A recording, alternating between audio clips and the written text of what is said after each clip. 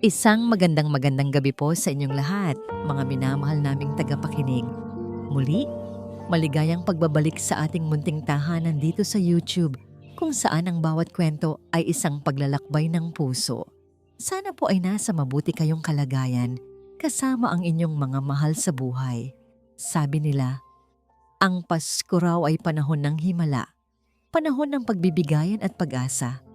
Pero paano kung ang mismong gabi ng Pasko ang magiging saksi sa pinakamatinding pagsubok ng iyong buhay? Sa gitna ng pinakamalamig na gabi, maaari bang isilang ang pinakamainit na pag-asa? At sa isang simpleng pag-abot ng kamay, posible bang mabago hindi lang isa, kundi maraming buhay? Samahan ninyo akong tuklasin ang kwento ni Nalino at liwayway malamig ang gabi ng Disyembre.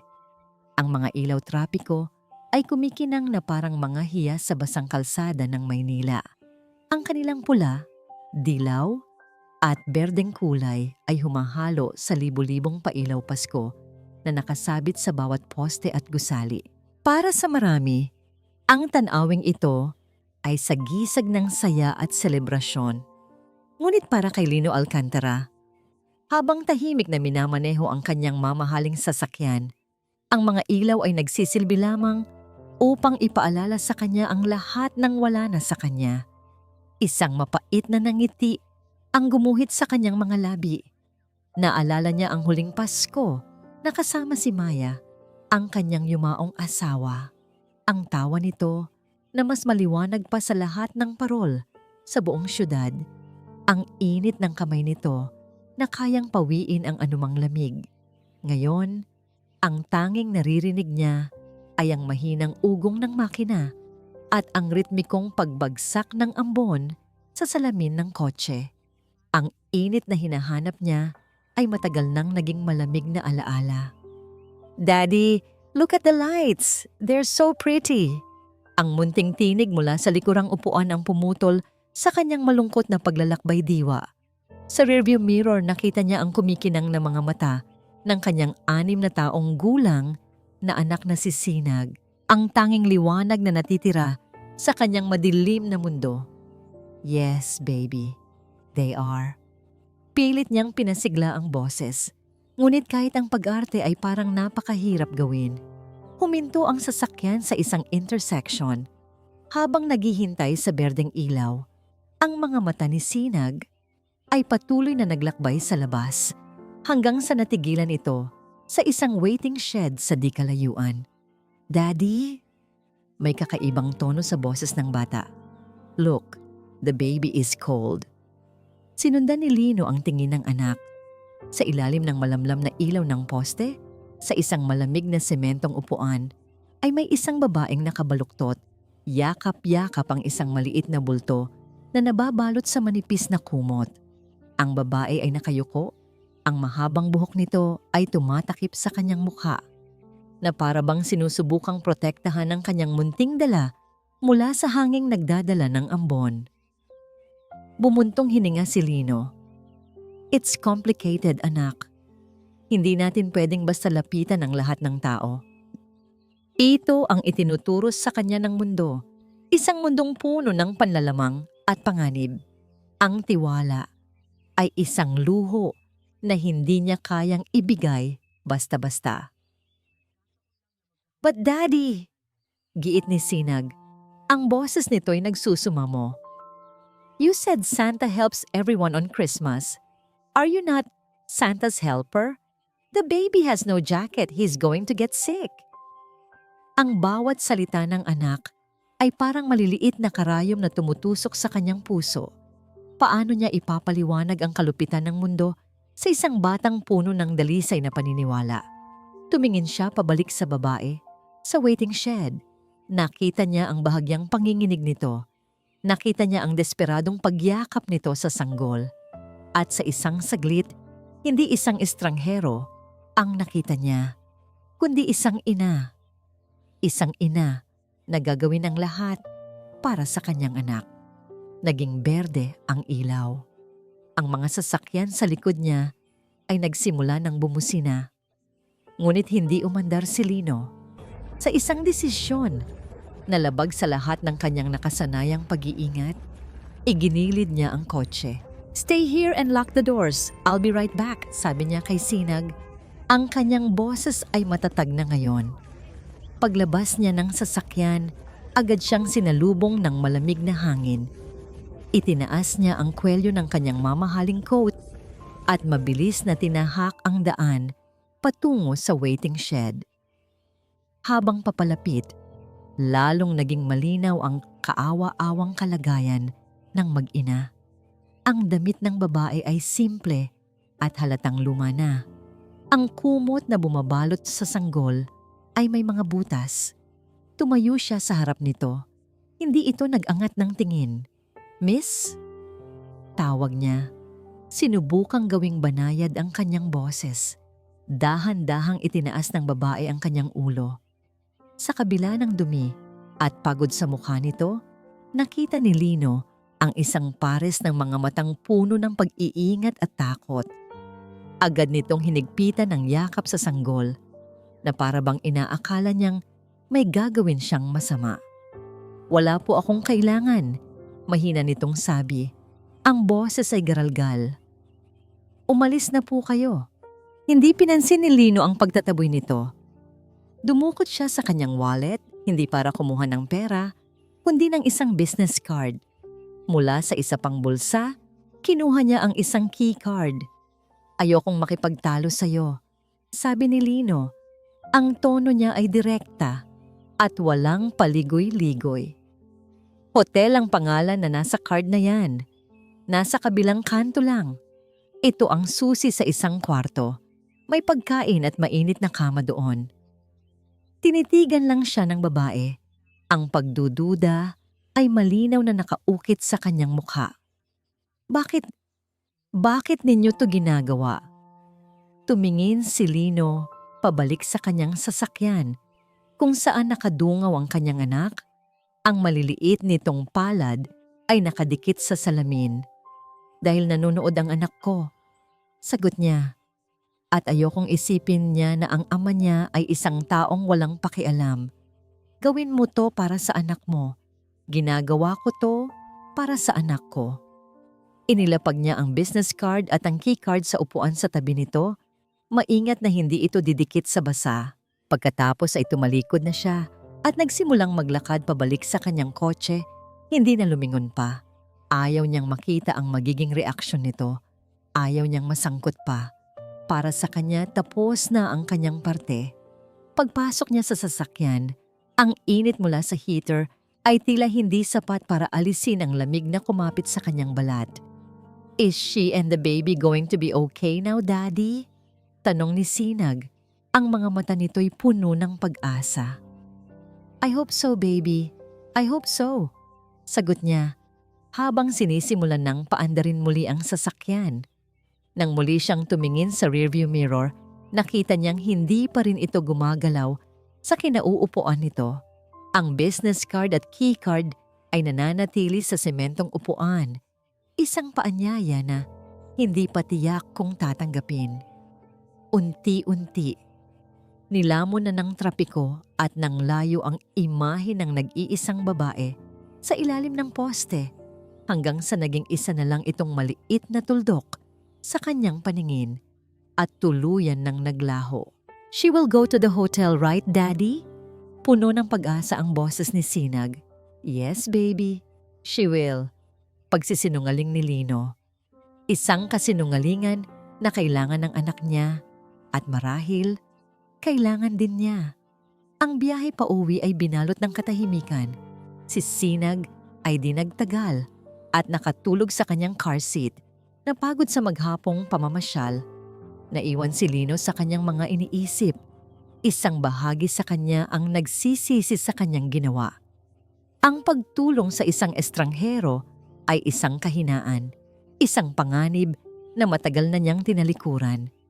Ang mundo ng negosyo na kanyang ginagalawan ay nagturo sa kanya na ang bawat galaw ay dapat kalkulado, na ang awa ay isang emosyon na madalas samantalahin. Ngunit may isa pang bahagi sa kanya, isang bahagi na halos kinalimutan na niya. ang nagsasabing ginawa niya ang tama. Ito ang bahagi na minahal ni Maya. Ang bahagi na nakikita pa rin ni Sinag sa kanya. Dumating sila sa kanilang penthouse. Ang lugar ay malawak, moderno, at napapalibutan ng salamin na nagpapakita ng nagniningning na skyline ng syudad. Ngunit sa kabila ng karangyaan, ito ay malamig at walang buhay. Ang katahimikan sa loob ay halos nakakabingi, isang malakas na paalala ng kalungkutan na nananahan doon simula nang mawala si Maya. Maingat niyang binuhat si Sinag papasok sa silid nito. Inihiga niya ito sa kama at kinumutan. Hinalikan niya ito sa noo, isang ritual na ginagawa niya gabi-gabi. "Para sa'yo, anak. Lahat ng ito ay para sa'yo," bulong niya. Nagpunta siya sa kanyang study, nagsali ng brandy sa isang baso at tumayo sa harap ng malaking bintana. Ang mga ilaw sa ibaba ay parang mga bituin na abot kamay. Ngunit pakiramdam niya ay milya-milya ang layo niya sa mga ito. Ang isip niya ay bumalik sa babae sa waiting shed. Ano ang kwento niya? Paano siya napunta sa ganoong kalagayan, lalo na sa gabi ng Pasko? Ginawa ko ba ang tama? O nagbukas lang ako ng pinto para sa isang problemang hindi ko pa nakikita? Habang nilalamon siya ng sariling mga tanong, umilaw ang kanyang telepono sa ibabaw ng mesa. Kinuha niya ito at nakita ang isang maikling text message mula kay Rafa, ang kanyang pinagkakatiwalaan at mahusay na executive assistant. Isang linya lang ang nakasulat, ngunit sapat na yon para manigas ang kanyang panga at mag-init ang kanyang dugo. "Sir, Anino Group is making a move." Napahigpit ang hawak ni Lino sa kanyang baso. Ang Anino Group, ang kanilang mortal na karibal na pinamumunuan ng tusong si Dante Silang. Inaasahan na niya ito. Isang laban sa boardroom, isang digmaan ng stratehiya at pera. Handa siya para doon. Ngunit habang nakatitig siya sa mensahe, isa pang imahe ang sumagi sa kanyang isipan. Ang mga mata ng babae sa waiting shed. Mga matang puno ng takot, pero may bahid ng determinasyon. At sa unang pagkakataon sa gabing iyon, isang kakaibang kaba ang gumapang sa kanyang dibdib. Hindi siya sigurado kung aling unos ang dapat niyang mas paghandaan. Ang panganib na matagal na niyang kilala o ang panganib na kusa niyang inanyayahan sa kanyang buhay. Para kay Liwayway Ramos, ang katahimikan ay may dalang panganib. Sa lansangan, ang katahimikan ay nangangahulugang may nagmamasid, may naghihintay. Kaya naman nang umalis ang mamahaling sasakyan at ang tanging naiwan ay ang ugong ng gabi, ang bawat himaymay sa kanyang katawan ay sumisigaw ng panganib. Nakatitig siya sa business card at key card na nasa kanyang tabi. Ang mga ito ay parang mga nagbabagang uling sa ibabaw ng malamig na semento. Tila isang bitag, isang paanyaya mula sa isang mundong matagal na niyang tinalikuran, isang mundong nagdulot sa kanya ng matinding sakit. Sino ang lalaking iyon? Isang anghel na isinugo ng langit sa gabi ng Pasko? O isang demonyong nag-aanyong tao, nag-aalok ng tulong na may katumbas na kapalit? Natutunan niya sa pinakamasakit na paraan na walang bagay sa mundo ang libre. Ang bawat kabutihan ay may kalakip na presyo. Naramdaman niya ang bahagyang paggalaw sa kanyang mga bisig. Tumingin siya sa kanyang munting anghel, si Aki. Ang pisngi nito ay namumula at ang paghinga nito ay tila mas mabilis kaysa karaniwan. Nang idampi niya ang likod ng kanyang palad sa noo nito, kinumpirma nito ang kanyang kinatatakutan. Mainit. Nilalagnat ang kanyang anak.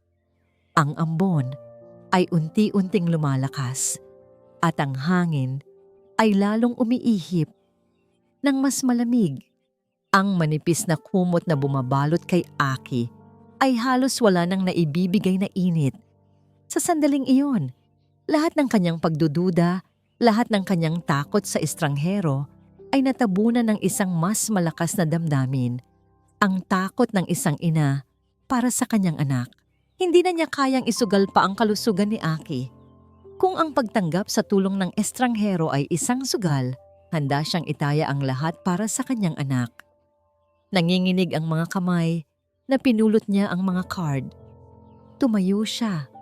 Masinigpitan ang yakap kay Aki at nagsimulang maglakad patungo sa direksyon ng hotel na nakasulat sa card. Ang bawat hakbang ay mabigat. Tila hinihila siya pabalik ng mga anino ng kanyang nakaraan. Ang lobby ng hotel ay isang ibang mundo. Ang sahig ay kumikinang na parang salamin. Ang mga chandelier ay nagliliwanag na parang mga araw. At ang hangin ay may amoy ng mamahaling pabango at bagong giling na kape. Ang mga taong naroroon ay nakasuot ng mga eleganteng damit.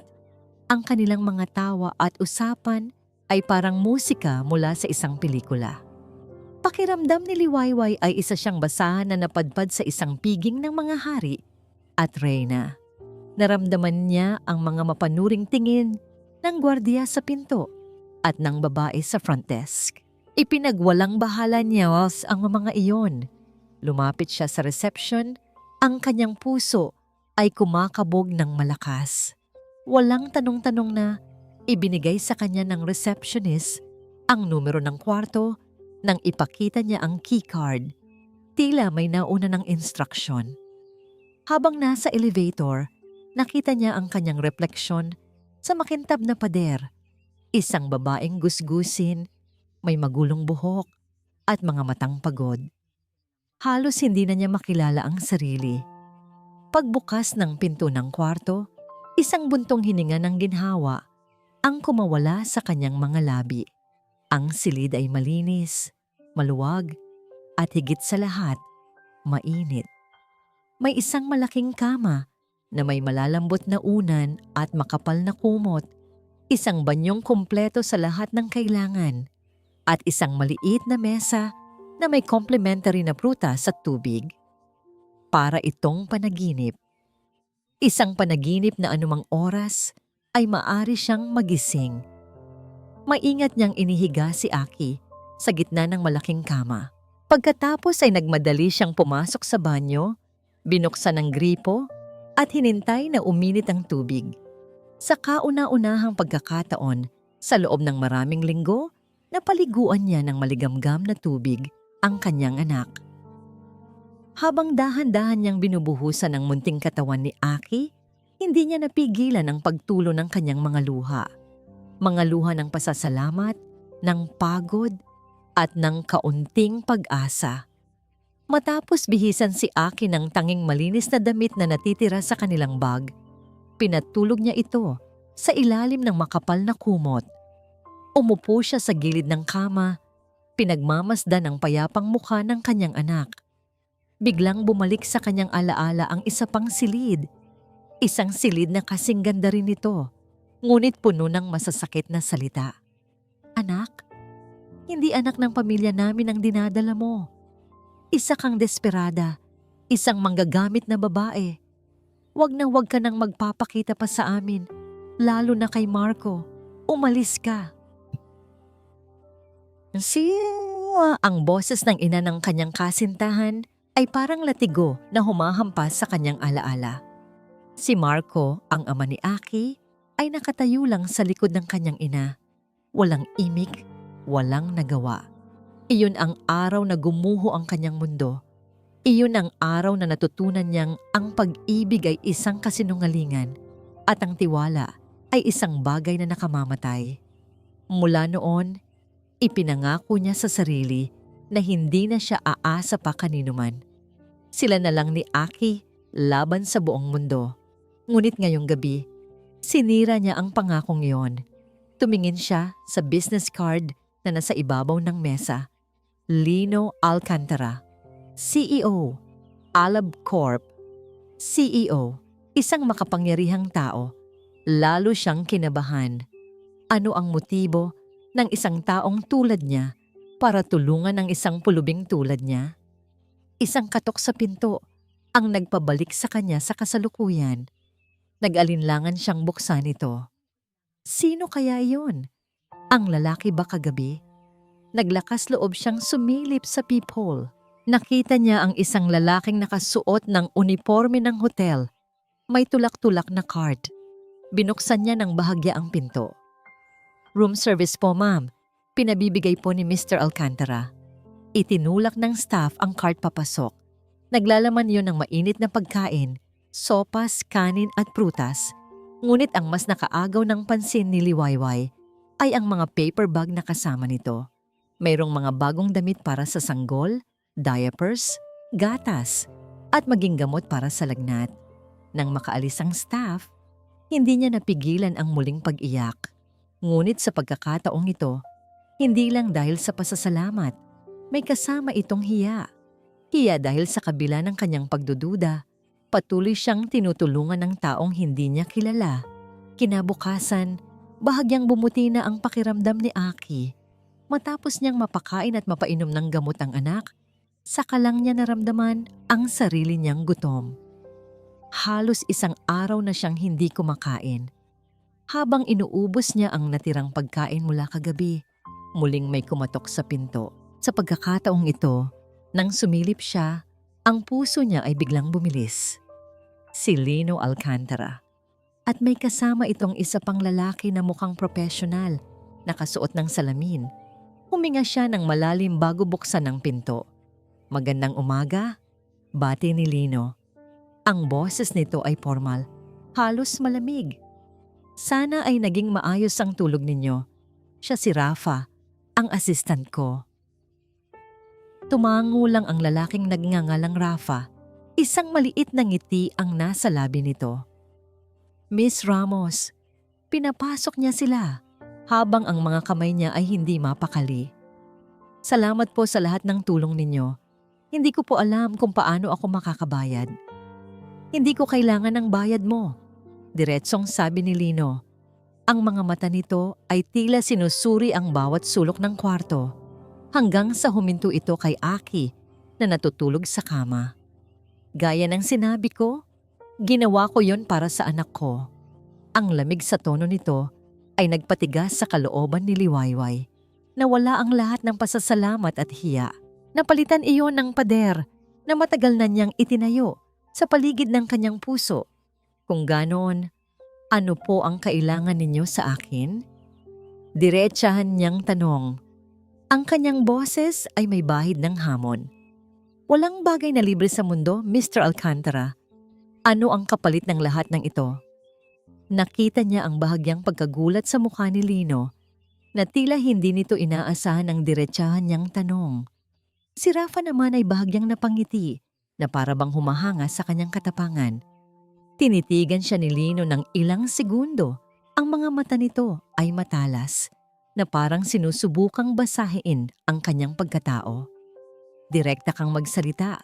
Gusto ko yan," sabi ni Lino. Ang tono niya ay nagbago mula sa pagiging malamig tungo sa pagiging purong negosyo. "Hindi ako naghahanap ng kung anuman mula sa iyo, Miss Ramos, pero meron akong isang alok." "Alok?" Pag-uulit niya, puno ng pagdududa. "Mayroon akong coffee shop sa ground floor ng gusali ng opisina ko. Maliit lang, pero laging puno ng tao. Ang barista ko ay nag-resign kahapon lang. Kailangan ko ng kapalit agad." Natahimik si Liwayway. "Isang trabaho? Yun lang ba?" Napatingin siya kay Aki. Ang isang trabaho ay nangangahulugan ng pagkain, ng isang ligtas na bubong, ng isang kinabukasan para sa kanyang anak. Ito ang lahat ng kanyang ipinagdarasal. Ngunit bakit parang napakadali? "Marunong ka bang gumawa ng kape?" tanong ni Lino. "Oo po," mabilis niyang sagot. "Nagtrabaho po ako sa isang coffee shop bago po ang lahat." Tumango si Lino. Tila nasiyahan sa sagot. "Good. May maliit na staff house sa likod ng gusali. Pwede kayo nang tumuloy doon ng anak mo. Ang sweldo ay sapat para sa inyong dalawa. Ang tanong na lang ay kung tatanggapin mo." Ang alok ay perpekto. Masyadong perpekto. Iyon ang nakapagpabagabag sa kanya. Bakit ako? Hindi niya mapigilang itanong. Maraming iba dyan na mas kwalipikado. Bakit isang babae na nakita ninyo lang sa kalye? Isang mahabang katahimikan ang namagitan sa kanila. Tumingin si Lino sa labas ng bintana, sa abalang syudad sa ibaba. Dahil nangako ang anak ko sa sarili niya, natutulungan kanya, sabi ni Lino, hindi nakatingin sa kanya. At kailangan ng anak ko na makita na tinupad ng ama niya ang pangako niya. Humarap itong muli sa kanya. Ang mga mata nito ay seryoso at walang emosyon. Tanggapin mo o hindi, nasa sayo. Walang pilitan. Pero kailangan ko ng sagot mo ngayon. Ang ultimatum ay parang isang sampal. Naroon na ang tulong, abot kamay niya. Ngunit kasabay nito ang pag-aalinlangan. Ang pagpasok sa mundo ng lalaking ito ay nangangahulugang pagbaba muli ng kanyang mga pader. Pagbibigay muli ng tiwala. At iyon ang bagay na pinakatatakutan niya. Pero nang marinig niya ang mahinang pag-ubo ni Aki mula sa kama, alam na niya ang kanyang sagot. Para kay Aki, gagawin niya ang lahat. Kahit pa ang muling pagsugal sa kanyang puso. Tumingin siya ng diretso sa mga mata ni Lino Alcantara. Tinatanggap ko po. Ang Kape Hiraya ay isang munting paraiso. Ang amoy ng bagong giling na barako at matamis na pastry ay bumabalot sa hangin. Ang interior ay gawa sa kahoy, may mga maliliit na halaman sa bawat mesa. At ang salamin nitong pader ay nagbibigay daan sa sikat ng araw na pumasok at magbigay liwanag sa buong lugar. Para kay Liwayway, ito ay higit pa sa isang trabaho. Ito ay isang santuwaryo. Sa unang pagkakataon sa loob ng mahabang panahon, naramdaman niyang muli ang dignidad. Habang suot ang malinis na itim na apron na may nakabordang logo ng Kape Hiraya, tiningnan niya ang kanyang refleksyon sa makintab na espresso machine. Ang babaeng nakatingin pabalik ay hindi na ang gusgusing pulubi sa waiting shed. Isa na siyang barista, isang ina na may kakayahang itaguyod ang kanyang anak. Naging mabilis ang kanyang pagkatuto. Ang kanyang mga kamay ay sanay na sa pagtimbang ng kape, sa pag-steamer ng gatas, at sa pagguhit ng mga simpleng latte art. Ang bawat tasa ng kapeng kanyang ginagawa ay may kasamang pasasalamat. Madalas, sa kalagitnaan ng hapon, dumarating si Lino kasama si Sinag. Habang si Lino ay abala sa kanyang laptop sa isang sulok, si Sinag naman ay agad na tumatakbo sa maliit na playpen na inilagay ni Liwayway sa isang tabi para kay Aki. Aki, peekaboo! Ang maliliit na halakhak ng dalawang bata ang nagiging musika sa buong kapihan. Ang tawa ni Sinag ay masaya at malakas, habang ang kay Aki ay mahina pa, ngunit puno ng tuwa. Sa mga sandaling iyon, nagtatama ang mga mata ni Lino at Liwayway. Walang salitang namamagitan, tanging mga pahiwatig ng ngiti lamang. Nakikita ni Liwayway ang paglambot sa mga mata ng CEO, isang bahagi nito na hindi nakikita ng iba. At nakikita naman ni Lino ang lakas at determinasyon sa likod ng mahinhing anyo ni Liwayway. Uvi Lino Alcantara, mula sa kanyang opisina sa 30 palapag, kitang-kita ni Lino ang Kape Hiraya sa ibaba. Ang floor-to-ceiling na bintana ay nagsisilbing kanyang pribadong obserbatoryo. Madalas, nahuhuli niya ang kanyang sarili na hindi nakatingin sa mga papeles sa kanyang mesa, kundi sa isang babaeng abala sa paggawa ng kape sa ibaba. Pinapanood niya kung paano nitong giningitian ng bawat customer, kung gaano ito katiyaga sa pagtuturo sa mga bagong staff, at kung paano kumikinang ang mga mata nito sa tuwing titingin ito kay Aki. Hindi niya namamalayan, isang maliit na ngiti ang gumuguhit sa kanyang mga labi. Ang babaeng inakala niyang isang desperadong biktima ay isa palang mandirigma. Tahimik, ngunit matatag. Isang hapon, habang nagbabasa siya ng report sa kapihan, isang malakas na boses ang pumukaw sa kanyang atensyon. Anong klaseng serbisyo to? Matabang ang kape ko.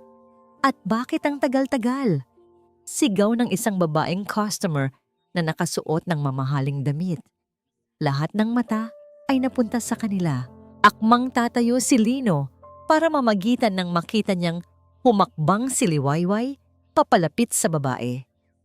Ipagpaumanhin niyo po, ma'am. Mahinahon na sabi ni Liwayway. Ang kanyang boses ay kalmado sa kabila ng tensyon. Ako po ay humihingi ng paumanhin. Hayaan ninyo po akong palitan ang inyong kape. Libre na po. Dapat lang. Walang kwenta. Patuloy na sigaw ng babae, hindi nagbago ang ekspresyon ni Liwayway. Ngumiti lamang ito ng bahagya. Sige po, ma'am. Sandali lang po at ipaghahanda ko kayo ng bago. Siguraduhin ko pong magugustuhan ninyo ito. Ang simple at propesyonal na pagharap ni Liwayway sa sitwasyon ay nagpahanga kay Lino. Hindi ito nagpatalo sa galit. Hindi ito nagpakita ng kahinaan. Sa halip, ipinakita nito ang kontrol at grasya. Sa sandaling iyon, ang natitirang pader ng pagdududa sa puso ni Lino ay tuluyan ng gumuho. Nang matapos ang insidente at umalis na ang customer, nilapitan niya ito. You handled that well, sabi niya. Nag-angat ng tingin si Liwayway, bahagyang nagulat. Parte po ng trabaho, sir. Lino, pagtatama niya. Just Lino. Isang munting ngiti ang sumilay sa labi ni Liwayway. Salamat, Lino. Ang pagbanggit nito sa kanyang pangalan ay nagdulot ng kakaibang kiliti sa kanyang dibdib. Isang pakiramdam na matagal na niyang hindi naramdaman. Tila isang sinag ng pag-asa ang nagsisimulang tumagos sa kanyang madilim na mundo. Ngunit ang mainit na sandaling iyon ay biglang pinutol ng pagbukas ng pinto ng kapihan.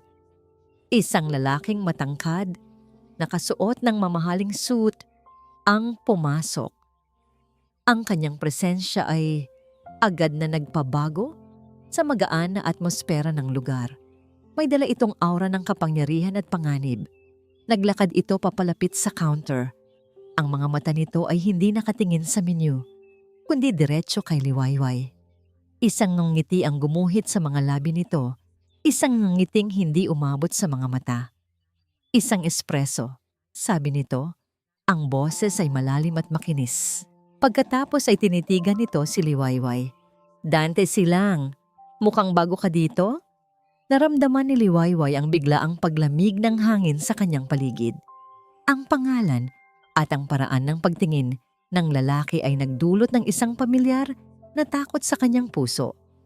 Isang malamig na kaba ang gumapang sa kanyang likuran. Ang presensya ni Dante Silang sa Kape Hiraya ay naging regular.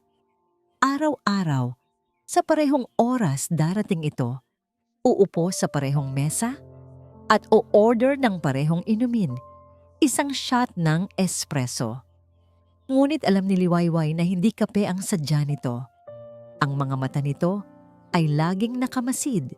Bawat galaw niya, bawat ngiti niya sa customer, bawat sulyap niya kay Aki ay tila sinusuri at tinatantya. Ang mga pag-uusap nila ay laging maikli, ngunit puno ng patutsada.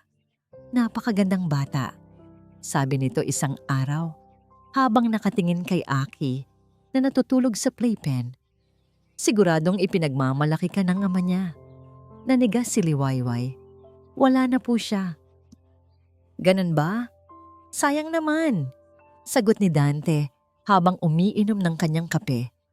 Ang isang ina na mag-isang nagpapalaki ng anak ay kahanga-hanga. Napakatapang mong babae, Liwayway. Ang paraan ng pagbanggit nito sa kanyang pangalan ay nagdulot ng kilabot sa kanya. Tila ba matagal na siyang kilala nito. Sinubukan niyang ipagwalang bahala ang kaba. Iniisip na marahil ay isa lang itong mapilit na manliligaw. Ngunit ang kanyang kutob ay nagsasabi ng iba.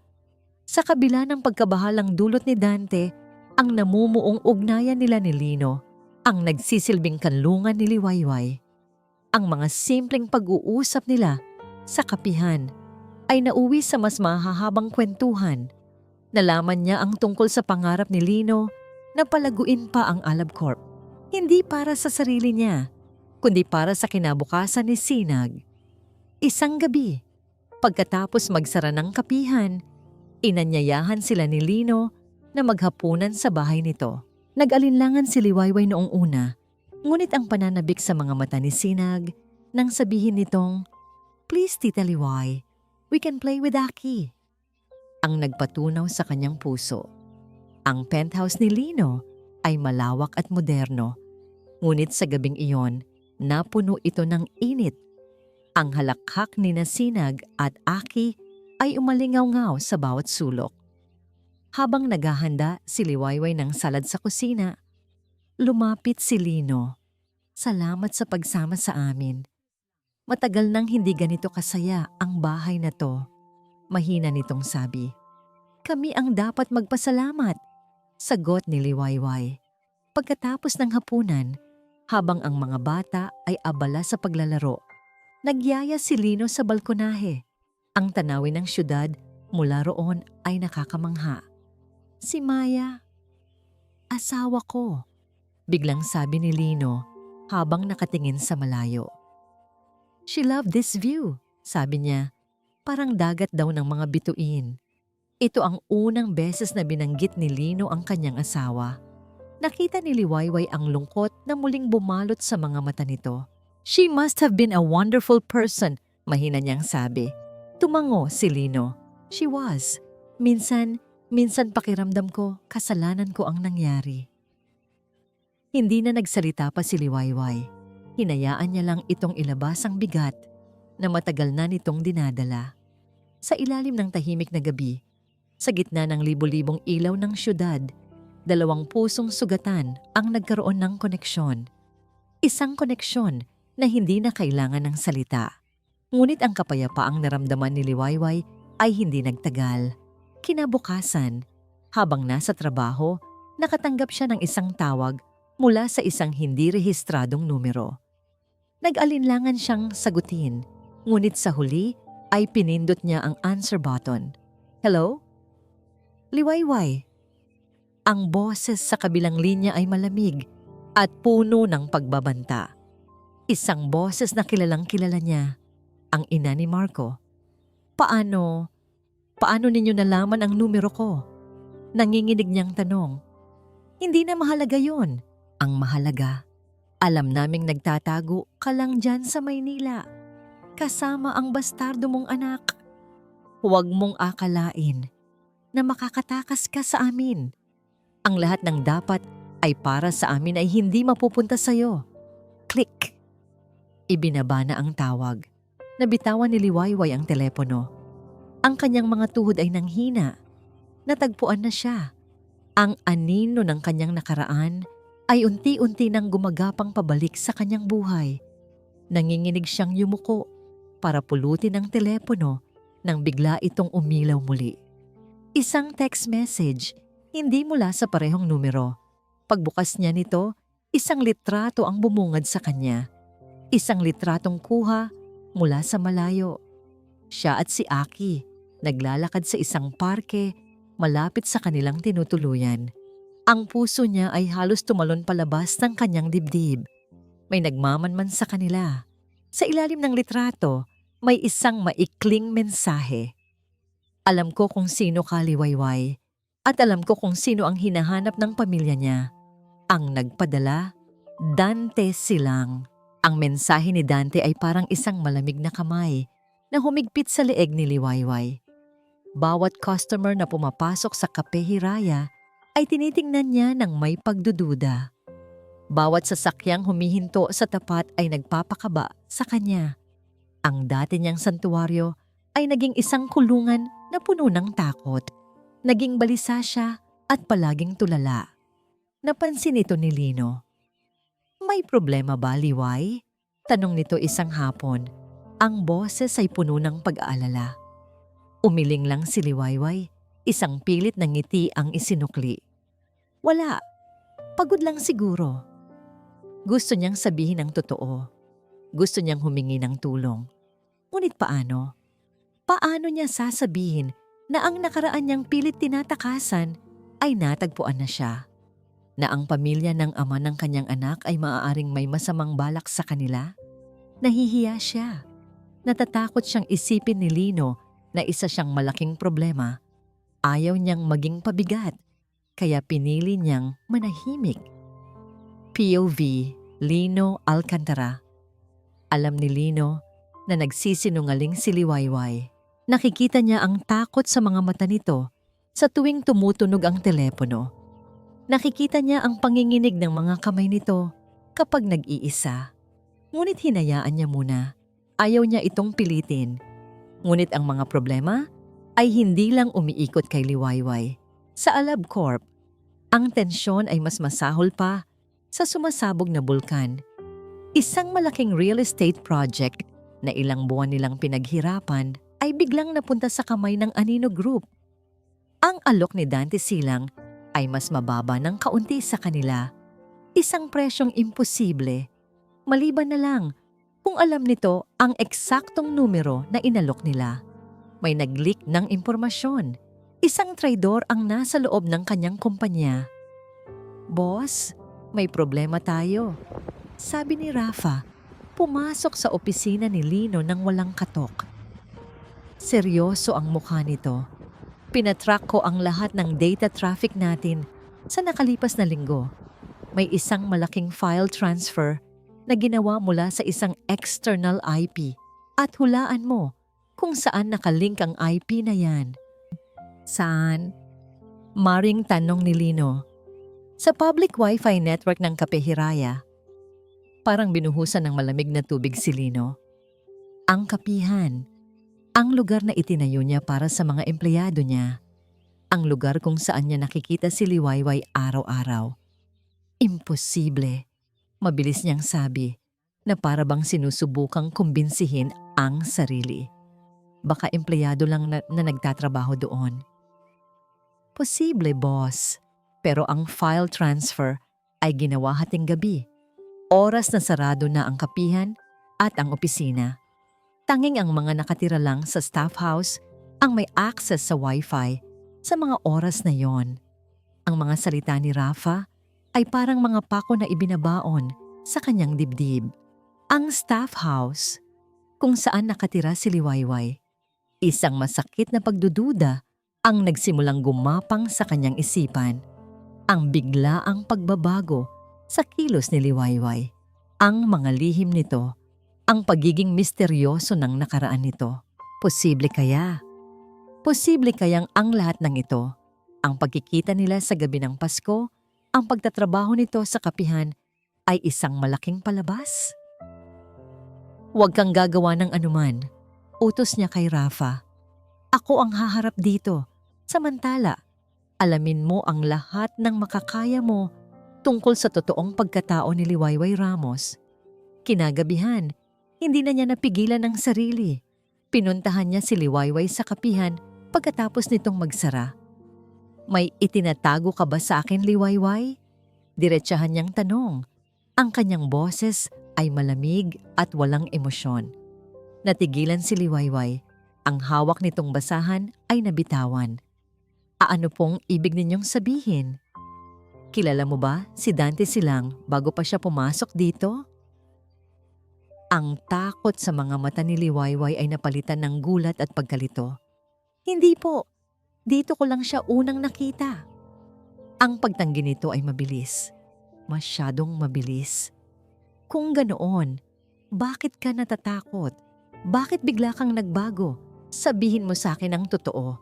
Sigaw niya, ang kanyang pagtitimpi ay tuluyan ng nawala. Napaiyak si Liwayway. Hindi ko pwedeng sabihin. Hindi pwede o ayaw mo?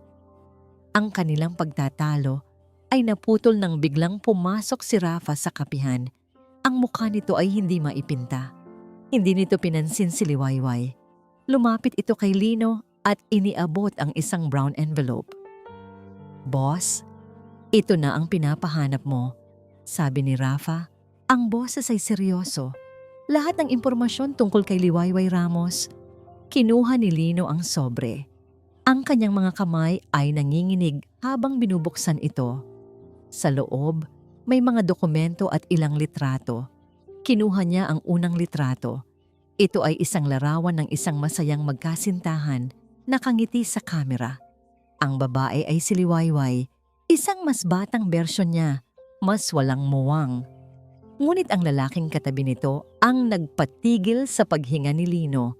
Isang pamilyar na mukha, isang binatang may aroganteng ngiti.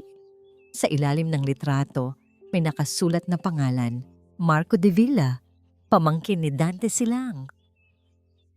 Ang litrato ay parang isang piraso ng yelo na dahan-dahang tumutusok sa puso ni Lino.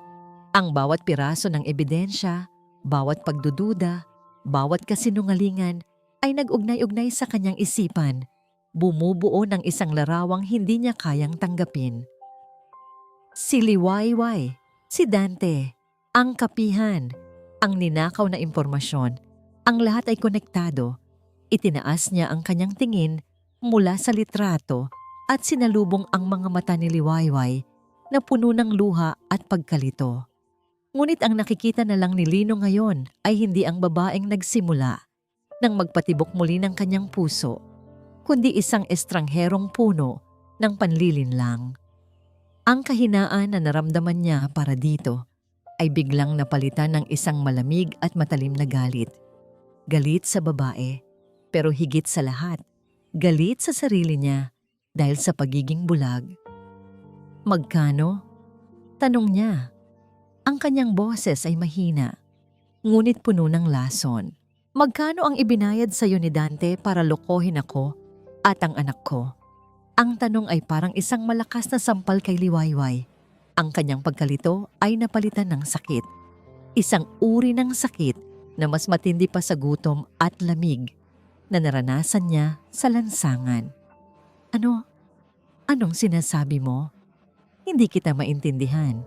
Huwag ka nang magkunwari. Sigaw ni Lino. Sabay hagis ng sobre sa mesang nasa pagitan nila. Ang mga litrato at dokumento ay kumalat sa sahig. Nandyan na ang lahat ng ebidensya, Liwayway? O baka hindi naman yan ang totoo mong pangalan? Mula pa sa simula, plinano nyo na to ng tsiyuhin ng ama ng anak mo. Yumuko si Liwayway at pinulot ang litrato. Nang makita niya ang larawan nila ni Marco, naunawaan na niya ang lahat. Ang koneksyon, ang dahilan ng pagdududa ni Lino. Sinubukan niyang magpaliwanag. Ang kanyang boses ay nanginginig sa pagitan ng mga hikbi. Lino, makinig ka. Hindi ko alam. Hindi ko alam na may kaugnayan sila sa isa't isa. Ipinapangako ko sa'yo. Magapangako? Tumawa si Lino ng mapait. Wala nang halaga ang mga pangako mo. Ang galing mong umarte. Ang galing niyong lahat. Ako naman itong tanga. Naniwala sa kaawa-awa mong kwento. Sa bawat masasakit na salitang binibitawan ni Lino, unti-unting namamatay ang pag-ibig na nagsisimula palang mamukadkad sa puso ni Liwayway. Ang natitira na lang ay ang basag na piraso ng kanyang dignidad. Hindi totoo yan, bulong niya, paulit-ulit, na para bang sinusubukang kumbinsihin ang sarili. Isang napakagandang pagtatanghal. Isang pamilyar na boses ang pumutol sa kanilang pagtatalo.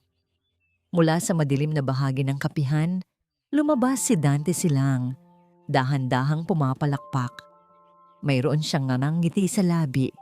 Isang ngiti ng isang mananalo. Bravo! Bravo! Sabi ni Dante, habang papalapit sa kanila. Isang napakagandang pagtatanghal ng isang desperadong ina. Halos maniwala na rin ako. Hinarap siya ni Lino. Dante, alam kong ikaw ang may pakana ng lahat ng ito. Ako nga. Pag-amin ni Dante nang walang pag-aalinlangan. Pero hindi ko magagawa to kung wala ang tulong ng pamangkin ko at ng babaeng yan. Ikinumpas niya ang kamay patungo kay Liwayway. Sinungaling, sigaw ni Liwayway. Wala akong kinalaman sa mga plano mo. Ngumisi si Dante. Huwag ka nang magmaang-maangan pa, Liwayway. Pareho lang tayong may gusto dito. Ako, gusto ko ang kumpanya ni Lino. Ikaw. Tiningnan niya si Aki na mahimbing na natutulog sa playpen. Gusto mo ang pera na nakakakabit sa batang yan. Lalong naguluhan si Lino. Anong pera? Oh, hindi niya ba nasabi sa'yo? Lumingon si Dante kay Lino. Ang kanyang mga mata ay naglalaro sa pananabik. Ang pamangkin kong si Marco, bago siya mamatay sa isang aksidente, ay nag-iwan ng isang malaking trust fund. At ang tanging tagapagmana, ang kanyang magiging anak. Ang batang yan, itinuro niya si Aki. Ang susi sa milyon-milyong yaman ng mga Divilla. At hindi ko hahayaang mapunta lang yan sa isang babaeng galing sa kalye. Ang bawat salita ni Dante ay isang dagdag na patunay sa teorya ni Lino.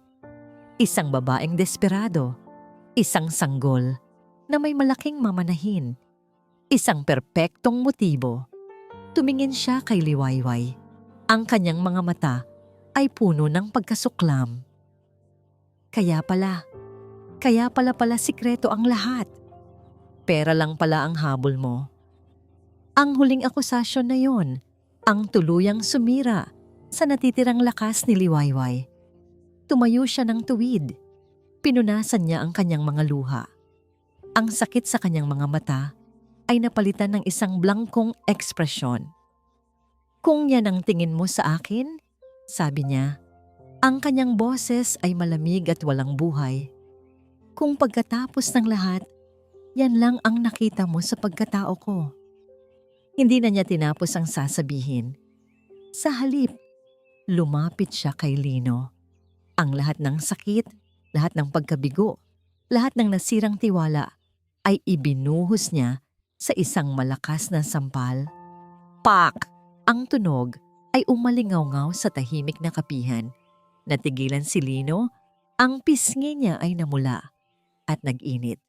Tinitigan siya ni Liwayway sa huling pagkakataon. Ang kanyang mga mata ay walang emosyon, ngunit sa loob nito ay isang sigaw ng pusong winasak. Wala kang pinagkaiba sa kanila, bulong niya. Pagkatapos ay tumalikod siya. Dahan-dahan siyang naglakad papunta sa playpen, maingat na binuhat si Aki na hindi ito magising. Niyakap niya ito ng mahigpit, na para bang ito na lang ang tanging bagay na totoo sa mundong ito. Hindi na siya lumingon pa. Naglakad siya papalabas ng Kape Hiraya, papalabas sa buhay ni Lino Alcantara, at pabalik sa malamig na gabi kung saan sila unang nagkita. Habang pinapanood siyang maglakad palayo sa ilalim ng nagsisimulang pag-ambon, isang bahagi kay Lino ang gustong tumakbo at pigilan siya. Ngunit ang tinig ng kataksilan at pagdududa sa kanyang isipan ay mas malakas. Naiwan siyang nakatayo roon, kasama si Dante na tumatawa ng mahina, habang ang ulan sa labas ay nagsisimulang bumuhos ng malakas. Nakatayo pa rin si Lino sa gitna ng kapihan. Ang init ng sampal ni Liwayway ay naramdaman pa rin sa kanyang pisngi. Ang tunog ng nagsasarang pinto at ang halakhak ni Dante ay tila paulit-ulit na umuulit sa kanyang isipan. "Huwag kang mag-alala, Alcantara," sabi ni Dante habang inaayos ang kanyang mamahaling Amerikana. "Mas mabuti na yan. Ngayon, pwede na nating pag-usapan ang negosyo na walang sagabal." Ngunit hindi na nakikinig si Lino. Ang kanyang mga mata ay nakapako sa playpen na iniwan ni Liwayway. Isang maliit, walang lamang espasyo na dati ay puno ng buhay. Ang katahimikan na naiwan ay mas malakas pa sa anumang sigaw. "Umalis ka na," mahina niyang sabi, hindi tumitingin kay Dante. "Ano?" Sabi ko, "Umalis ka na," sigaw ni Lino. Sabay hagis ng isang baso sa pader malapit kay Dante. Ang tunog ng nabasag na salamin ang tanging nakaputol sa tensyon. Itinaas ni Dante ang kanyang mga kamay. "Sige, kung yan ang gusto mo. Magkita na lang tayo sa boardroom. Tiyak na mas masaya doon." Tumalikod ito at umalis ng may ngisi sa labi. nang maiwan siyang mag-isa. Kasama si Rafa na tahimik na nakatayo sa isang sulok. Isang alon ng pagsisisi ang biglang bumuhos sa kanya.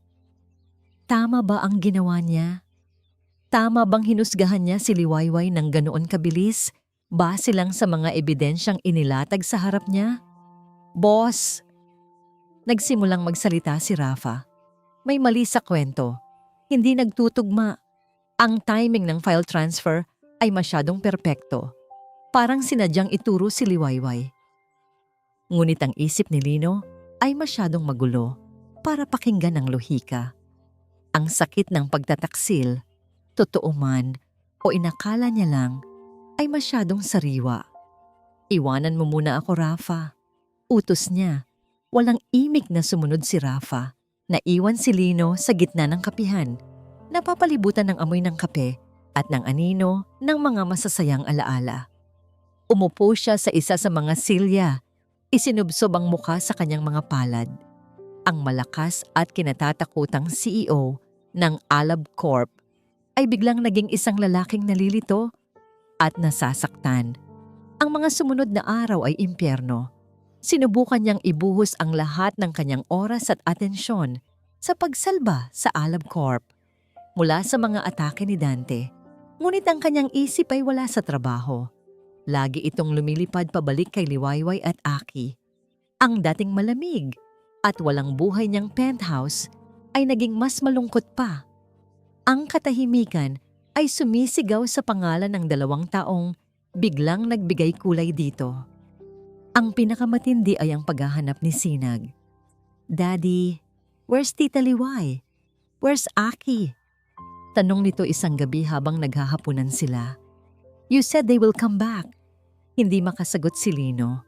Anong sasabihin niya? Na pinalayas niya ang mga ito dahil sa isang hinala? They had to go somewhere, baby. Pilit niyang sinabi. Ngunit hindi tanga si Sinag.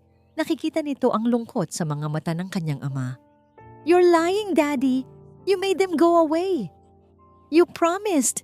You promised they will be our family. Sigaw nito. Sabay takbo papasok sa kanyang kwarto. Umiiyak. Ang mga salita ng anak ay parang mga kutsilyong tumarak sa kanyang dibdib. Isang pangakong sinira. Sa opisina, ang sitwasyon ay lalong lumalala. Isa-isang umatras ang mga investor. Ang mga miyembro ng board ay nagpapatawag ng emergency meeting. Ang kanilang usapan, pilitin si Lino Alcantara na mag-resign. Ang kanyang personal na problema, sabi nila, ay nakakaapekto na sa kumpanya. Nasa bingit siya ng pagkawala ng lahat. Ang kumpanyang pinaghirapan niya, ang respeto ng kanyang mga kasamahan, at ang tiwala ng sarili niyang anak. Isang gabi, habang nakaupo sa kanyang madilim na opisina, napapaligiran ng mga papeles na wala ng halaga, tumunog ang kanyang telepono. Isang hindi pamilyar na numero. Akala niya ay isa na namang miyembro ng board na mangungulit. Balak niya sanang hindi sagutin. Ngunit may nag-udyok sa kanyang pindutin, ang answer button. Hello? Sagot niya, ang boses ay pagod. Si Mr. Lino Alcantara po ba ito? Tanong ng isang babae sa kabilang linya. Ang boses nito ay nanginginig at nag-aalala. Ako nga, sino to? Ako po si Aling Nena. Kapitbahay po ako ni Liwayway sa tinutuluyan niya ngayon. Pasensya na po sa abala. Nakuha ko po ang numero ninyo sa isang lumang calling card na nakita ko sa gamit niya. Biglang naging alerto si Lino. Anong nangyari? Nasaan si Liwayway? May mga lalaking dumating kanina. Pilit kinukuha ang bata. Nagpambuno po sila. Nakatakbo po si Liwayway kasama ang anak niya. Pero ako po, nasaktan po ako nang subukan ko silang tulungan. Nasa ospital po ako ngayon. Ang mundo ni Lino ay biglang huminto. Ang mga lalaki, kinukuha ang bata. Dante, ang lahat ng pagdududa, lahat ng galit ay biglang naglaho. Napalitan ito ng isang malinaw at nakakabinging katotohanan. Si Liwayway ma ay nasa panganib at kasalanan niya ang lahat. Liwayway Ray Ramos. Mabilis ang bawat paghinga ni Liwayway. Ang kanyang puso ay dumadagundong na parang tambol sa digmaan. Yakap niya ng mahigpit si Aki habang tumatakbo sila sa masisikip at madidilim na eskinita ng mga tondo. Ang bawat anino ay tila kalaban. Ang bawat tunog ay tila mga yabag nang humahabol sa kanila. Ang mga alaala ng mga nangyari kanina ay sariwa pa. Ang marahas na pagkatok sa pinto ng maliit na kwartong inuupahan na niya. 2 lalaking malalaki ang katawan na pilit pumapasok. Ang kanilang mga matang walang emosyon habang sinusubukang agawin si Aki mula sa kanyang mga kamay. Ang sigaw ni Aling Nena, ang matandang may-ari ng paupahan na sumubok tumulong bago ito itinulak at bumagsak sa semento. Ginamit niya ang lahat ng kanyang lakas. Kinagat niya, sinipa, at ibinato ang anumang mahawakan niya hanggang sa makahanap siya ng pagkakataong makatakbo. Ngayon, narito siya, nagtatago sa likod ng mga basurahan sa isang madilim na sulok. Sinusubukang patahanin ang umiiyak niyang anak. "Shh, anak. Tahan na. Mommy's here," bulong niya habang hinahalikan ng noo ni Aki. Ang galit niya kay Lino ay napalitan ng purong takot. Si Dante. Ito ang may kagagawan ng lahat. Hindi ito titigil hanggat hindi nito nakukuha si Aki. Hindi na siya pwedeng tumakbo lang. Ang pagtakbo ay hindi solusyon. Isa lang itong pagpapaliban sa hindi maiiwasan. Kailangan niyang lumaban. Para sa kanyang anak, kailangan niyang maging matapang. Dinukot niya ang kanyang lumang telepono. Oras na para harapin ang taong nagsimula ng lahat ng ito. Oras na para gamitin ang tanging alas na hawak niya, ang katotohanan. POV: Lino Alcantara. Pagkatapos ng tawag mula sa ospital, si Lino ay tila nagising mula sa isang masamang panaginip. Ang pagiging manhid at pagkalito ay napalitan ng isang matinding determinasyon. Agad niyang pinuntahan ang ospital. Nakita niya si Aling Nena na may benda sa braso. Ikinuwento nito ang lahat. Ang tapang ni Liwayway sa pagprotekta sa kanyang anak. Ang pag-aalala nito para sa kaligtasan ni Aling Nena bago ito tumakbo. "Mahal na mahal niya ang batang yon, sir," sabi ni Aling Nena. "Gagawin niya ang lahat para dito. Hindi siya masamang tao." Ang bawat salita ng matanda ay parang suntok sa sikmura ni Lino. Alam na niya yon. Nakita na niya yon. Ngunit pinili niyang maging bulag dahil sa sarili niyang sakit at pride. Pag-alis sa ospital, tinawagan niya si Rafa. "Gusto kong halungkatin mo ang lahat. Lahat ng koneksyon ni Dante Silang sa pamilya De Villa. At gusto kong balikan mo ang kaso ng aksidente ni Maya. Bawat detalye." "Boss?" Nagtatakang tanong ni Rafa. "May kutob ako, Rafa. Isang napakasamang kutob na matagal ko nang isinasantabi." Magdamag silang nagtrabaho sa opisina ni Lino. Ang mga lumang files ay muling binuksan. Ang mga ulat ng pulisya, mga financial statement, mga article ng balita. Lahat ay inilatag sa malaking mesa. At doon, sa gitna ng gabing malalim, nakita nila ito. Isang life insurance policy. Isang malaking policy sa pangalan ni Maya na hindi alam ni Lino. Ang beneficiary, isang charity foundation. At nang suriin nila ang mga pangalan sa board of directors ng foundation, isang pangalan ang lumitaw. Isang pangalan na konektado sa isa sa mga shell companies ng Anino Group. Hindi ito aksidente. Bulong ni Lino, ang kanyang mga kamay ay nakakuyom. Naalala niya ang mga huling linggo ni Maya. Ang pagiging balisa nito. Ang mga sinasabi nitong may mali sa finances ng kumpanya. Mga bagay na ipinagwalang bahala niya dahil akala niya ay stress lang. Si Dante. Hindi lang niya sinisira ang kasalukuyan ni Lino. Sinira na pala nito ang kanyang nakaraan. Habang pinoproseso niya ang lahat, Biglang umilaw ang kanyang telepono. Isang text message mula sa isang hindi pamilyar na numero. Kailangan nating mag-usap. Alam ko kung paano patutumbahin si Dante. Pero sa teritoryo ko, walang pulis. Ikaw lang. Kasunod ng text ay isang address, isang luma at abandonadong simbahan sa labas ng syudad. Alam ni Lino kung kanino galing ang mensahe. Si Liwayway. Hindi siya nag-aksaya ng panahon. Kinuha niya ang susi ng kanyang sasakyan. Boss, saan ka pupunta? Delikado yan. Bitag yan. Pag-aalala ni Rafa. Alam ko, sagot ni Lino. Ang kanyang mga mata ay nag-aapoy sa galit at determinasyon. Pero may utang ako sa kanya. Utang na kailangan kong bayaran. Tawagan mo ang mga pulis. Pero sabihin mong huwag silang gagalaw hanggat wala akong hudyat. Mabilis niyang minaneho ang sasakyan, binabagtas ang madilim na highway. Ang tanging nasa isip niya ay ang makita si Liwayway at si Aki. Ang mailigtas sila at ang harapin ang demonyong sumira sa kanyang buhay. Pagdating niya sa abandonadong simbahan, ang lugar ay nababalot ng katahimikan at dilim. Ang tanging liwanag ay nagmumula sa buwan na sumisilip sa mga butas na bubong. Pumasok siya sa malaking pinto na bahagyang nakabukas.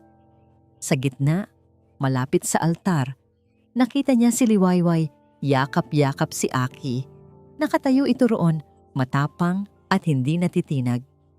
Ngunit hindi sila nag-iisa.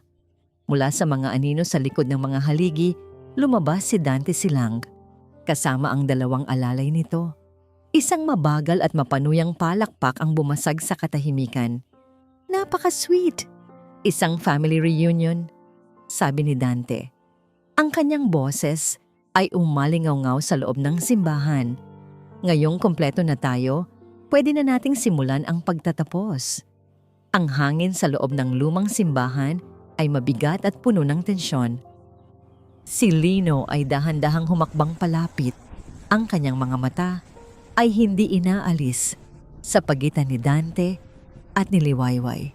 Ang kanyang tanging layunin ay ilapit ang sarili sa mag-ina, ang magsilbing panangga kung kinakailangan. Tapusin na natin to, Dante, sabi ni Lino.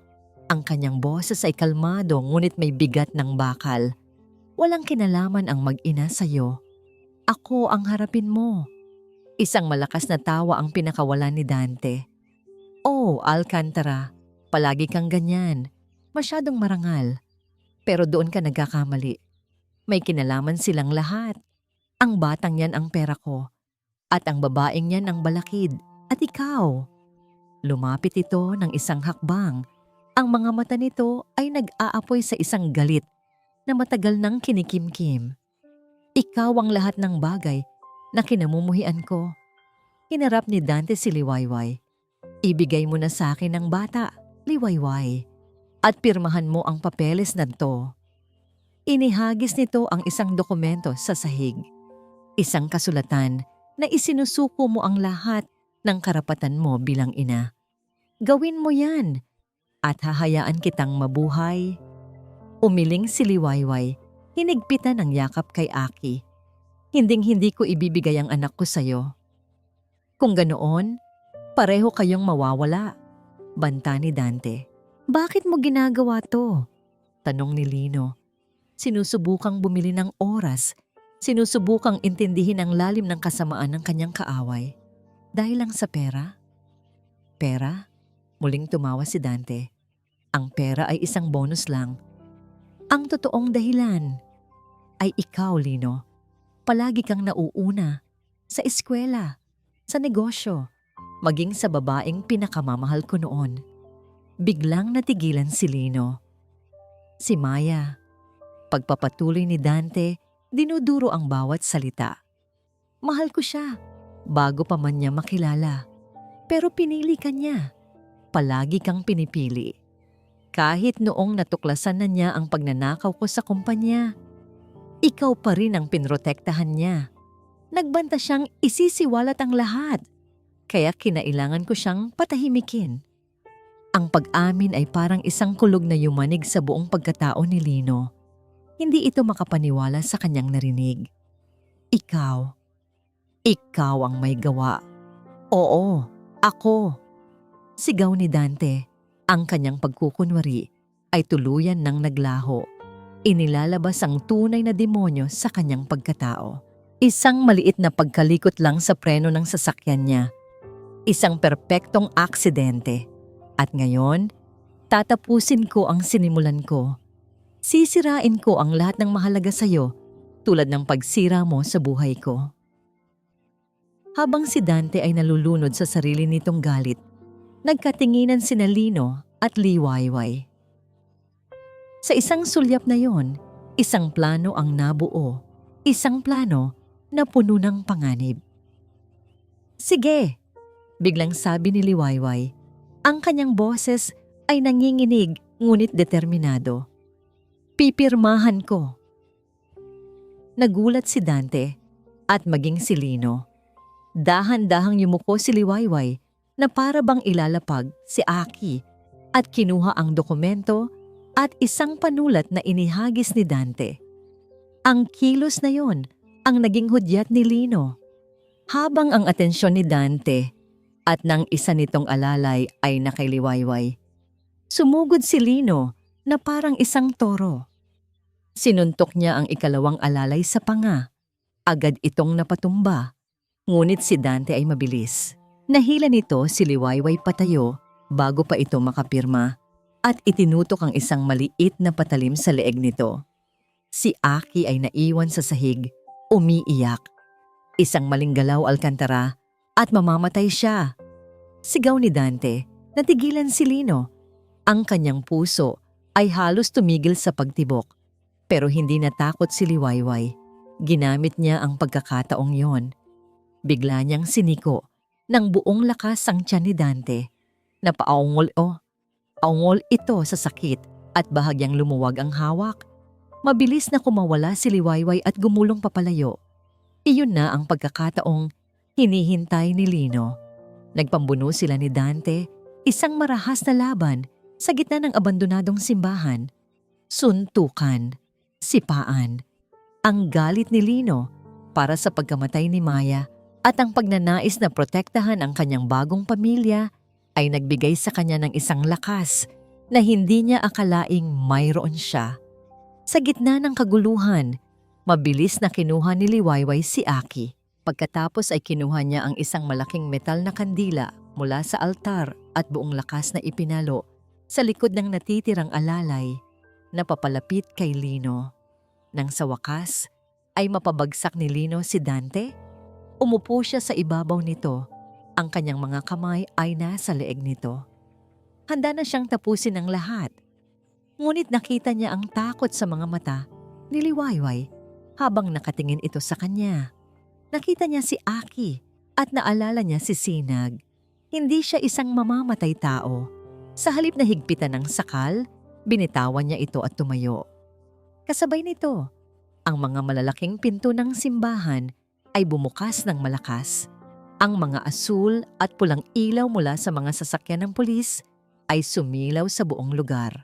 Si Rafa, kasama ang mga pulis, ay mabilis na pumasok. Huli na kayo, sabi ni Lino habang hinihingal. Dinampot ng mga pulis si Dante at ang kanyang mga alalay. Habang isinasakay sa sasakyan, tumingin si Dante kay Lino sa huling pagkakataon. Ang kanyang mga mata ay puno ng walang hanggang puot. Hindi pa ito tapos, Alcantara, sigaw nito. May alas pa ako. Hindi na pinansin ni Lino ang pagbabanta. Ang kanyang atensyon ay nakay Liwayway na ngayon ay ligtas na niyayakap si Aki. Nilapitan niya sila, ang kanyang puso ay puno ng isang emosyon na hindi niya masabi. Isang halo ng pasasalamat, pagsisisi at isang pag-ibig na hindi maikakaila. Walang salitang namagitan. Tiningnan lang nila ang isa't isa habang ang tunog ng mga sirena ay unti-unting humihina sa di kalayuan. Sa gitna ng mga guho ng lumang simbahan, dalawang wasak na kaluluwa ang nagsimulang mahanap ang daan pabalik sa isa't isa. Ang police station ay abala at maingay, ngunit para kina Lino at Liwayway, ang mundo ay tila huminto. Nakaupo sila sa isang bench sa gilid ng hallway, habang si Aki ay mahimbing na natutulog sa mga bisig ni Liwayway, pagod sa mga kaganapan ng gabi. Ang alas na sinasabi ni Dante ay isa lang palang panloloko, isang huling desperadong pagbabanta na walang laman. Tapos na ang lahat. Ang bagyo ay lumipas na. Ilang minuto silang walang imikan. Ang katahimikan ay hindi awkward, kundi puno ng mga salitang hindi masabi. Ito ay isang katahimikan ng pagproseso, ng pagtanggap sa lahat ng nangyari. Si Lino ang unang bumasag dito. Liwayway. Mahina niyang sabi. Ang kanyang boses ay garalgal. Patawarin mo ako. Hindi lumingon si Liwayway, ang mga mata nito ay nakatuon pa rin sa natutulog na anak. Patawarin mo ako dahil hindi ako naniwala sa'yo. Pagpapatuloy ni Lino, ang bawat salita ay puno ng bigat ng pagsisisi. Patawarin mo ako dahil hinusgahan kita. Dahil sa sarili kong takot at sakit, ikaw ang sinisi ko. Pinairal ko ang galit ko at muntik na kayong mapahamak dahil sa akin. Walang sapat na salita para sabihin kung gaano ako nagsisisi. Sa wakas ay lumingon si Liwayway. Nakita ni Lino ang pagod sa mga mata nito, ngunit wala na ang sakit at galit na nakita niya sa kapihan. Ang naroon na lang ay isang malalim na lungkot. May kasalanan din ako. Mahina nitong sagot. Dapat sinabi ko sa iyo ang totoo mula pa sa simula. Tungkol kay Marco, sa pamilya niya. Pero natakot ako. Natakot akong isipin mo na pera lang ang habol ko. Natakot akong itaboy mo ulit kami. Ang takot kong iyon din ang naglagay sa atin sa sitwasyong ito. Ang kanilang sabay na pag-amin ng pagkakamali ay nagbukas ng isang pinto para sa pag-unawa. Natakot akong magmahal muli, pag-amin ni Lino habang nakatitig sa kanyang mga kamay. Simula nang mawala si Maya, isinara ko ang puso ko. Ang tanging mahalaga na lang sa akin ay si Sinag at ang kumpanya. Nang dumating kayo, nagsimula kang buksan ulit ang pinto na yon. At natakot ako. Natakot akong may mawala na naman sa akin. Kaya itinulak kita palayo sa pinakamasakit na paraan na alam ko. Isang luha ang pumatak mula sa mata ni Liwayway. Ngunit hindi ito luha ng lungkot, kundi ng pag-unawa. Pareho tayong natakot, Lino, sabi niya. Pareho tayong sinaktan ng mga taong dapat ay nagmahal sa atin. Pareho tayong nagtayo ng pader sa paligid ng ating mga puso. Tumingin ito sa kanya, isang maliit at marupok na ngiti ang sumilay sa labi. Pero siguro, oras na para subukan nating maging matapang. Ang mga salitang iyon ay nagbigay ng isang kislap ng pag-asa sa puso ni Lino. Nang matapos ang kanilang mga salaysay sa pulisya, inihatid sila ni Rafa pauwi sa penthouse. Pagdating nila, isang maliit na figura ang sumalubong sa kanila sa pinto. Si Sinag. Gising pa ito, ang mga mata ay namumugto sa kaiiyak. Nang makita nito si Liwayway at si Aki, tumakbo ito at niyakap ng mahigpit ang binti ni Liwayway. Tita Liway! Aki, you're back! Sigaw nito, ang boses ay basag. I'm sorry. Daddy said you were gone. I missed you. Yumuko si Liwayway at niyakap ang bata. We missed you too, Sinag. Hindi na kami aalis. Mula sa likuran, pinanood ni Lino ang eksena. Ang kanyang dalawang sinag. Si Sinag, ang liwanag na nagpapatuloy sa kanya, at si Liwayway, ang bukang Liwayway na hindi niya akalaing darating pa sa buhay niya. Kasama ang munting si Aki, sila ay isang larawan ng isang pamilyang sinubok ng tadhana, ngunit hindi winasak. Kinabukasan, habang nag-aalmusal sila, dumating ang abogado ni Lino. May dala itong balita. Mr. Alcantara, may nais pong kumausap kay Miss Ramos, sabi ng abogado. Ang lola ni Aki, ang pamilya de Villa. Nalaman na nila ang lahat ng krimen na ginawa ni Dante Silang gamit ang pangalan ng kanilang pamilya. Labis po silang nagsisisi at nais nilang humingi ng tawad at makilala ang kanilang apo. Nanigas si Liwayway. Ang pamilyang nagtaboy at humamak sa kanya ay gusto siyang makita. Ang anino ng nakaraan na akala niya ay tapos na ay muling nagbabalik. Ngunit sa pagkakataong ito, hindi bilang isang banta, kundi bilang isang paanyaya. Tumingin siya kay Lino. Ang kanyang mga mata ay puno ng pag-aalinlangan. Hinawakan ni Lino ang kanyang kamay. Hindi mo kailangang gawin to kung hindi ka handa.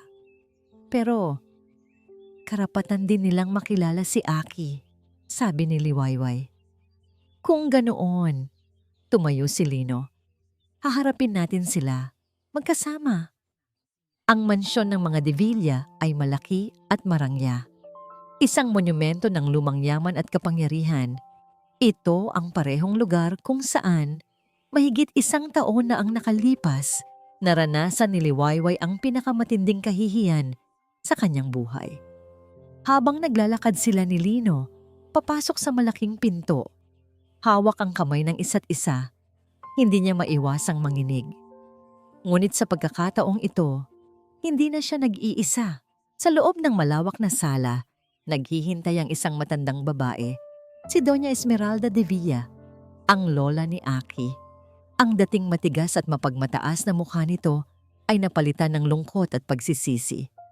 Nang makita nito si Liwayway at ang batang karga nito, dahan-dahan itong tumayo. Liwayway, Hija, sabi ng matanda. Ang boses nito ay nanginginig.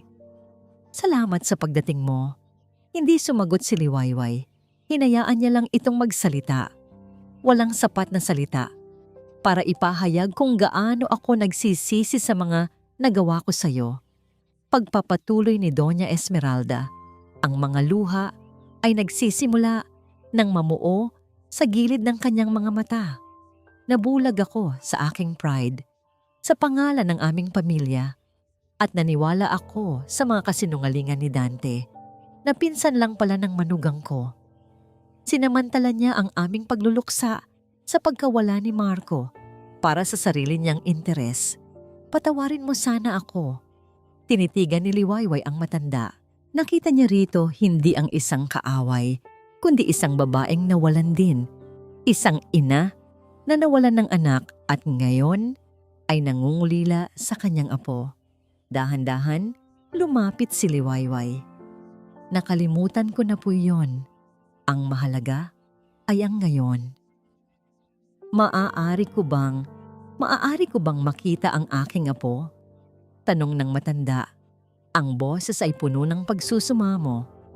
Tumango si Liwayway at maingat na inabot si Aki. Sa unang pagkakataon, nayakap ng lola ang kanyang apo. Ang pag-iyak ni Doña Esmeralda ay hindi na napigilan. Mga luha ng lungkot at pasasalamat ang bumuhos sa kanyang mga pisngi habang hinahalikan ang munting bata. Sa isang sulok, tahimik na pinapanood ni Lino ang lahat. Nakikita niya ang lakas at laki ng puso ni Liwayway, ang kakayahan nitong magpatawad sa kabila ng lahat ng sakit na dinanas. Sa sandaling iyon, naging mas sigurado siya kaysa dati. Hindi namin kukunin ang bata sa'yo, sabi ni Doña Esmeralda nang maibalik na nito si Aki. Alam kong wala kaming karapatan. Ang tanging hiling ko lang, sana ay hayaan mo kaming maging bahagi ng buhay niya, kahit bilang lola lang niya.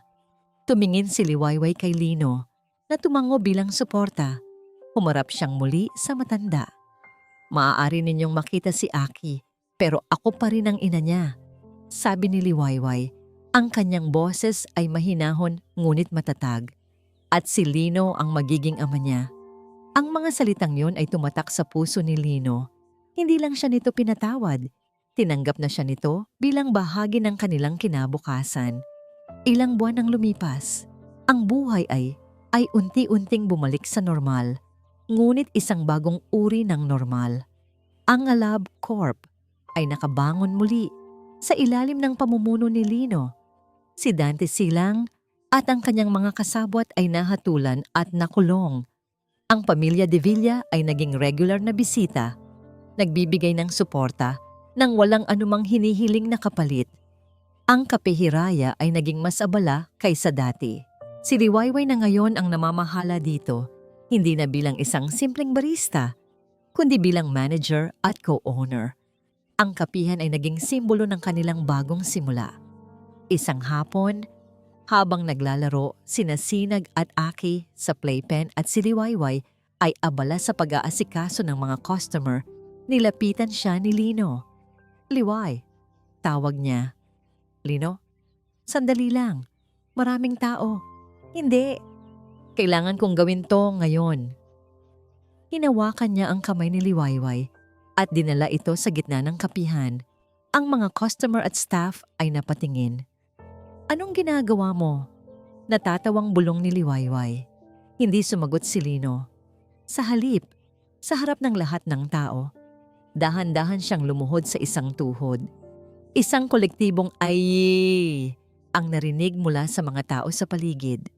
Dinukot ni Lino ang isang maliit na kahon mula sa kanyang bulsa at binuksan ito. Sa loob ay isang simpleng singsing na may isang maliit na diamante. "Liwayway Ramos," sabi ni Lino. Ang kanyang boses ay nanginginig sa emosyon habang nakatingin sa mga mata ng babaeng nagpabago sa kanya. "Ikaw ang naging liwanag sa pinakamadilim kong gabi. Ikaw ang nagturo sa akin kung paano muling magtiwala at magmahal. Ikaw ang aking bukang Liwayway." Ang mga luha ng kaligayahan ay nagsimulang tumulo sa mga mata ni Liwayway. "Will you be my wife? Will you be our family's dawn?" Hindi pa man nakakasagot si Liwayway, isang maliit na boses ang sumigaw mula sa playpen. "What did you say, Tita Liway?" Sigaw ni Sinag, tumatalon-talon sa tuwa. "Say yes! Say yes!" Sa gitna ng tawanan at palakpakan ng mga tao, tumango si Liwayway. Ang kanyang ngiti ay mas maliwanag pa sa lahat ng ilaw sa syudad.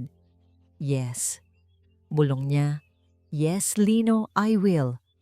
Isang montage ng masasayang eksena ang mabilis na ipapakita sa isip ng nakikinig. Isang simpleng kasal sa hardin, sina Lino at Liwayway na nagpapalitan ng matamis na "I do." Hindi ba sa Sina? Sina Sinag at Aki bilang little flower girl at ring bearer. Isang family trip sa beach.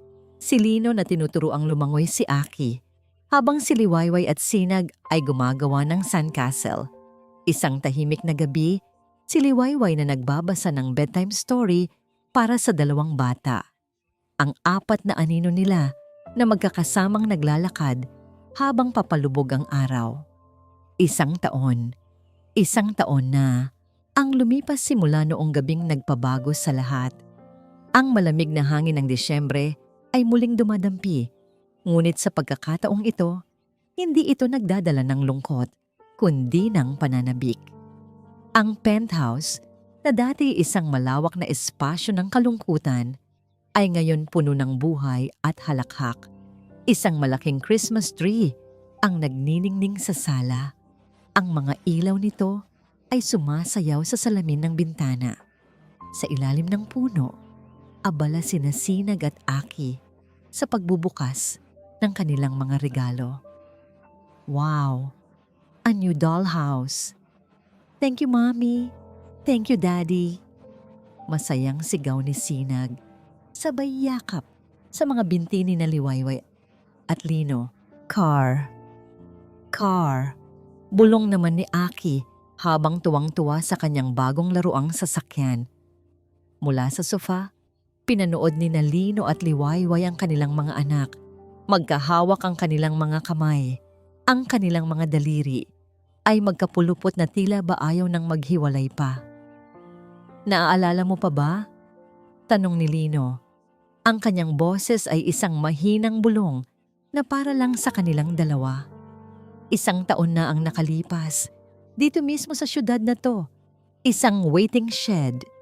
Ngumiti si Liwayway at isinandal ang kanyang ulo sa balikat ni Lino. Paano ko makakalimutan? Iyon ang gabi na isinilang kaming muli. Sila ang nagsimula ng lahat, sabi ni Lino habang tinitingnan ang dalawang bata na masayang naglalaro. Kung hindi dahil kay Sinag na mapilit at kung hindi dahil sa pag-aalala mo kay Aki, pero tayo ang magpapatuloy, dugtong ni Liwayway habang hinahaplos ang kamay ni Lino. Tayo ang magpapatunay na kahit sa pinakamadilim na gabi, laging may darating na umaga. Tumayo si Lino at inilahad ang kanyang kamay kay Liwayway. Halika. Dinala niya ito sa balkonahe. Ang syudad sa ibaba ay muling nagniningning, isang dagat ng mga kumukutitap na ilaw. Ngunit ngayon, para kay Lino, ang mga ilaw ay hindi na nagpapaalala ng kanyang mga nawala, kundi ng lahat ng bagay na kanyang natagpuan. Niyakap niya si Liwayway mula sa likuran, ipinatong ang kanyang baba sa balikat nito. Sabay nilang pinanood ang kagandahan ng gabi ng Pasko. Mahal kita, Liwayway, bulong niya. Humarap si Liwayway sa kanya. Ang mga mata nito ay kumikinang sa pag-ibig. Mahal na mahal din kita, Lino. Sa gitna ng malamig na simoy ng hangin, sa ilalim ng tahimik na langit, ibinigay nila sa isa't isa ang isang halik. Isang halik na puno ng pasasalamat, ng mga pangako, at ng isang pag-ibig na hinubog sa pagsubok at pinatibay ng panahon. Hindi na sila 2 taong naghahanap ng liwanag. Sila na mismo ang liwanag para sa isa't isa. Maligayang Pasko, mahal ko, bulong ni Lino sa pagitan ng kanilang mga halik. Ang aking Liwayway, ang kanilang pamilya ay hindi perpekto. Ito'y binubuo ng mga basag na piraso, ng mga pusong minsay na sugatan. Ngunit magkakasama, sila ay buo. Isang testamento na ang tunay na pamilya ay hindi laging nagsisimula sa dugo, kundi sa isang simpleng pag-abot ng kamay sa gitna ng malamig na gabi, sa isang pagpili na magmahal at magpatawad. At dyan po nagtatapos ang ating kwento. Bin Min Sao Konjong, isang paalala na ang bawat isa sa atin ay may kakayahang maging liwanag sa dilim ng iba. Na ang isang simpleng gawa ng kabutihan ay maaaring maging simula ng isang himala. At ang tunay na pag-ibig ay hindi natatagpuan sa pagiging perpekto, kundi sa pagtanggap, pagpapatawad, at pagbangon ng magkasama pagkatapos ng bawat unos.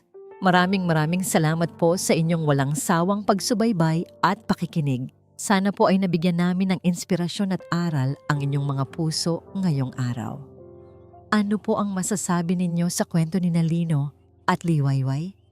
At anong uri ng kwento naman ang gusto ninyong marinig sa susunod? I-comment lamang po sa ibaba.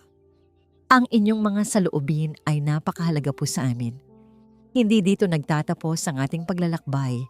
Marami pa pong kwentong kasing ganda at mas puno ng aral dito sa aming channel. Kung nagustuhan nyo ang kwentong ito, i-like, i-share sa pamilya at mga kaibigan. At mag-subscribe na rin para lagi kayong updated sa mga susunod pa naming kwento. I-click nyo ang notification bell para kayo ang unang makarinig kapag may bago kaming upload. Muli, mula po sa akin, ang inyong lingkod, maraming salamat. Pagpalain po kayo ng Panginoon, kayo at ang inyong buong pamilya. Hanggang sa muli.